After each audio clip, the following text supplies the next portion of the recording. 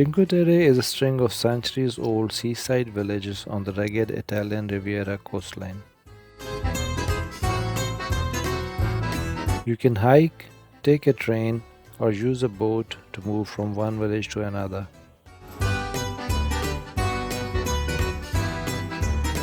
Each village has a train station and frequent direct trains depart La Spezia, Levanto, Pisa and stop in each of the Cinque Terre villages.